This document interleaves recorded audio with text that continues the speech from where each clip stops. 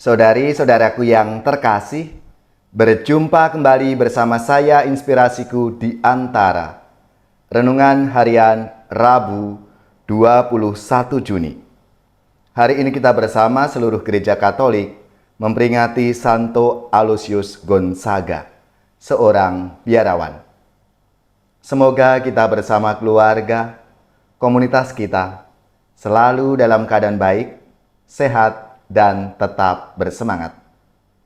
Marilah kita mengawali renungan kita dengan tanda kemenangan Kristus. Dalam nama Bapa dan Putra dan Roh Kudus. Amin. Allah Bapa sumber karunia surgawi, dalam diri Santo Aloysius Gonzaga, Engkau memadukan kemurnian yang mengagumkan dengan semangat pertobatan. Semoga berkat jasa dan doanya, kami pun dapat hidup dalam semangat tobat dan kekudusan. Dengan pengantaraan Yesus Kristus Putra-Mu Tuhan kami, yang bersama dengan Dikau dalam persatuan Roh Kudus, hidup dan berkuasa Allah sepanjang segala masa. Amin. Dalam nama Bapa dan Putra dan Roh Kudus. Amin.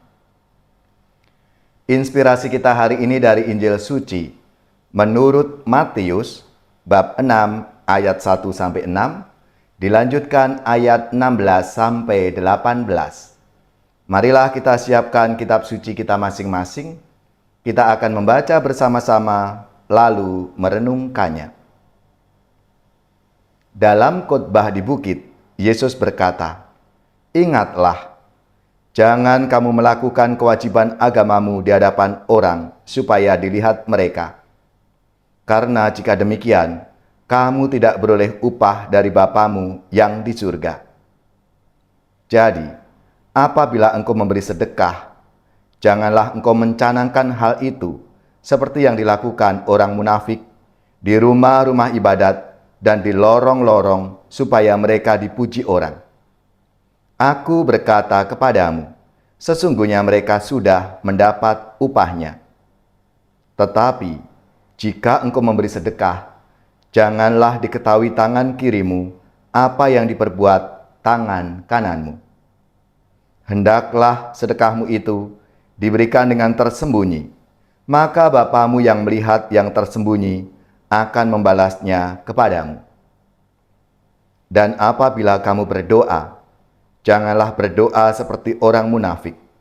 Mereka suka mengucapkan doanya dengan berdiri dalam rumah-rumah ibadat dan pada tikungan-tikungan jalan raya supaya mereka dilihat orang.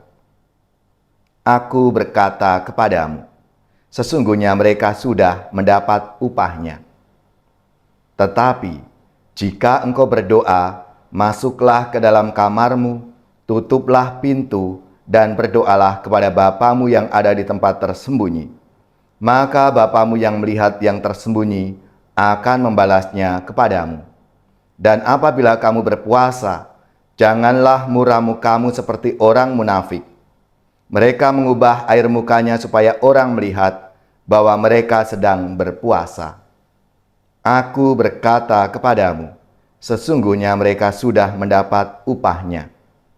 Tetapi apabila engkau berpuasa, minyakilah kepalamu dan cucilah mukamu, supaya jangan dilihat oleh orang bahwa engkau sedang berpuasa, melainkan hanya oleh Bapamu yang ada di tempat tersembunyi. Maka Bapamu yang melihat yang tersembunyi akan membalasnya kepadamu." Demikianlah sabda Tuhan. Terpujilah Kristus. Saudari-saudaraku yang terkasih, hari ini 21 Juni, Gereja Katolik memperingati Santo Aloysius Gonzaga. Selamat dan profisiat untuk gereja, paroki, lembaga-lembaga, dan saudara-saudara sekalian yang pesta nama Santo Aloysius Gonzaga. Semoga semangatnya memberi inspirasi dalam hidup dan karya pelayanan kita semua. Saudari-saudaraku yang terkasih, Aloysius Gonzaga, seorang biarawan yang hidup tahun 1568 sampai 1591. Ia seorang muda yang menjaga kesuciannya sejak kecil. Pada usia 7 tahun, Gonzaga memutuskan untuk menjalani hidup religius. Dan pada usia 10 tahun, ia sudah mengikrarkan kaul kemiskinan. Salah satu yang mendorong Gonzaga mengikrarkan kaul kemiskinan adalah cara hidup yang mewarnai di lingkungan istana. Melihat kehidupan istana yang asusila, Gonzaga berniat melindungi dirinya dengan berdoa dan mohon perlindungan Tuhan. Kemudian ia memutuskan untuk masuk Serikat Yesus, kendati niatnya itu tidak direstui oleh orang tuanya. Tapi Gonzaga tetap pada pendiriannya. Kesalehannya dalam menghayati hidup membiara menjadi teladan bagi kawan-kawannya. Pada usia 23 tahun, ia terlibat aktif dalam pelayanan pada korban wabah pes. Dan akhirnya ia pun terserang penyakit itu dan meninggal. Saudari-saudaraku yang terkasih, sesudah merenungkan khotbah yang mendasari kehidupan para murid, penginjil mencantumkan beberapa pedoman singkat hidup beriman. Bila orang mau memasuki kehidupan yang sempurna, maka ia juga perlu bersedia berkembang bersama orang lain. Apa yang diinginkan dari yang lain mesti juga menjadi pedoman untuk mengembangkan dirinya sendiri. Jalan menuju kesempurnaan memang sempit, tetapi jalan sempit itu bisa ditempuh asalkan kita bersama Tuhan. Kendati sarana terbatas, namun Yesus menunjukkan bahwa keselamatan Allah tetap bisa ditemukan. Dan itu sudah dibuktikan oleh Santo Aloysius Gonzaga yang hari ini kita peringati bersama. Meskipun niatnya ditolak, tidak direstui oleh kedua orang tuanya, dia tetap bertekad dan Tuhan membukakan pintu, membukakan jalan baginya. Yesus menunjukkan bahwa jalan itu adalah jalan salib. Ia telah lebih dulu meniti jalan itu untuk keselamatan kita. Tak lain selain Yesus, ingin kita pun mau memilih jalan keselamatan itu. Kita juga mau menuju ke sana. Maukah kita memilih dan memikul salib kita masing-masing? Ataukah justru kita lari dan memilih jalan yang lain? Jalan yang sesat, jalan yang jauh dari Tuhan. Maka marilah saudari-saudaraku yang terkasih, seturut teladan Santo Aloysius Gonzaga, kita mohon rahmat Tuhan supaya dalam pesiaran hidup kita ini, kita pun dimampukan untuk mencari jalan keselamatan dan menjadi saluran rahmat bagi sesama kita dalam kehidupan kita masing-masing.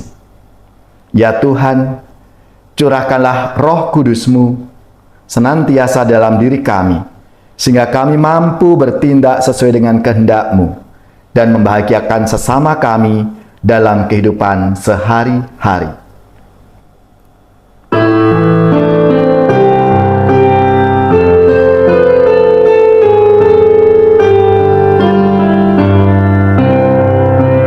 Pujilah Tuhan, hai umat beriman, mari bernyanyi dan mengucap syukur, persembahkanlah di altar yang luhur kurban pujian. Di ufuk langit surya sudah terbit, menghalau kabut dan gelap gulita, dilambangkannya Kristus Tuhan kita yang sudah bangkit. jalan serta kebenaran. Marilah kita mengikuti Dia hingga akhirnya jadi satu warga di rumah Bapa. Saudari-saudaraku yang terkasih, marilah kita siapkan hati kita untuk menerima berkat Tuhan.